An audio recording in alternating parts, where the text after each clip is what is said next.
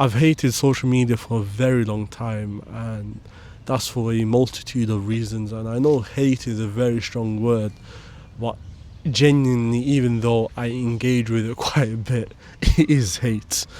And there's a multitude of reasons why I do.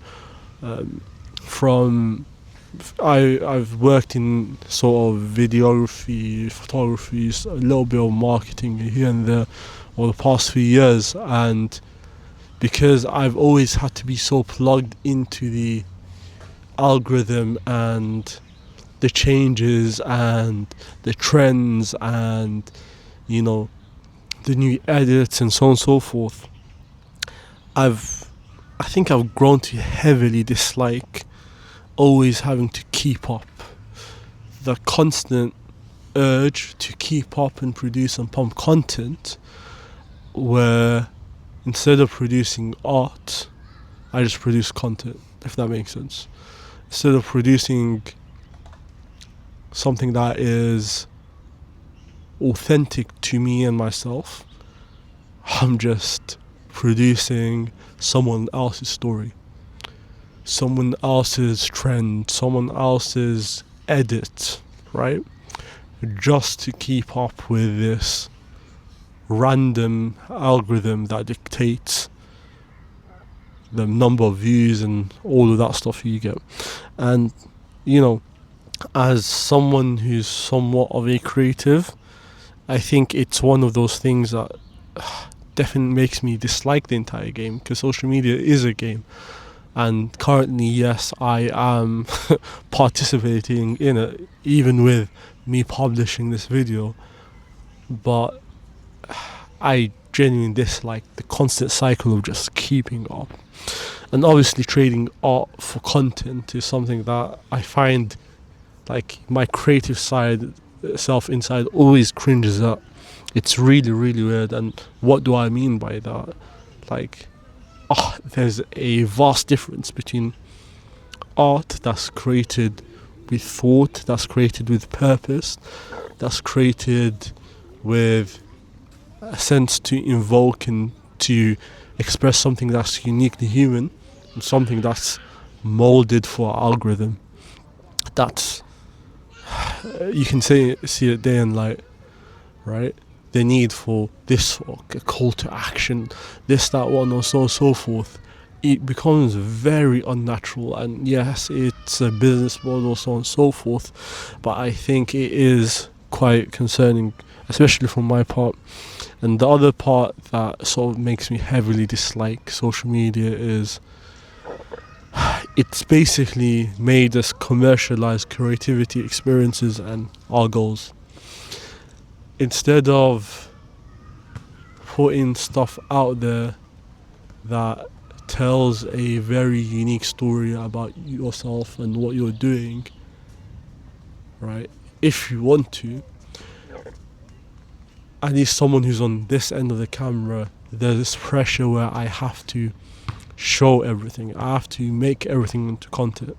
Say I'm learning a new language, there is that pressure, right? Regardless of whether it's right or not, for me to document that journey and turn it into content. Whether I'm doing some calligraphy, whether I'm reading, whether I am, playing football, or, doing BJJ, or anything.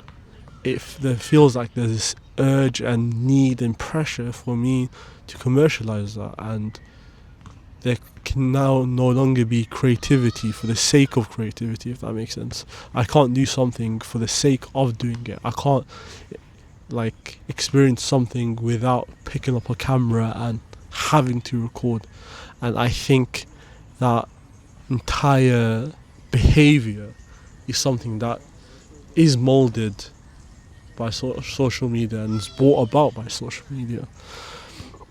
And another thing, this is completely random, and these videos will always be unscripted. I've got maybe a few bullet points that I have put down, but another thing that I hate about social media is bots, rage bait and bots.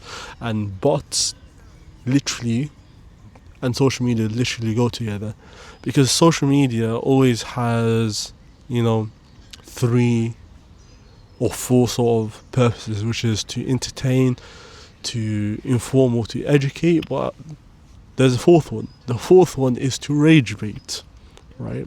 Because attention, any attention, is good attention in social media. And stuff like bots, stuff like controversy, stuff like, you know, calling out people and all of that nonsense. It exists because it is literally what social media feeds on. It is a cycle, and no matter how much you tailor your algorithm, you'll come across stuff that runs very contrary to your values. So you are rage baited. So you interact. So you feed into the cycle. You feed into the system, right? And I know I sound like some random guy, and mashallah, people are waving at me in the park, and I'm waving back, mashallah. And the last one that I find really concerning about social media and its impact on us and wider society and community is the fact that it creates very vicious echo chambers at times. And I say vicious because if you live in England, if you live in Britain, if you live in Wales, Northern Ireland, Scotland, anywhere in the world actually, you will see the rise of just hate, right? And that hate comes from somewhere. And that hate comes from these echo chambers where these narratives are just recycled again and again and again, and are enforced so much that it becomes that person's reality, right? Everyone just needs to go out, touch some grass, man.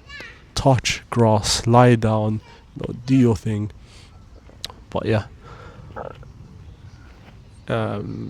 it's, I know this is very random, but yeah, I'd say at the end of the day, live your life, document it if you want to, but do not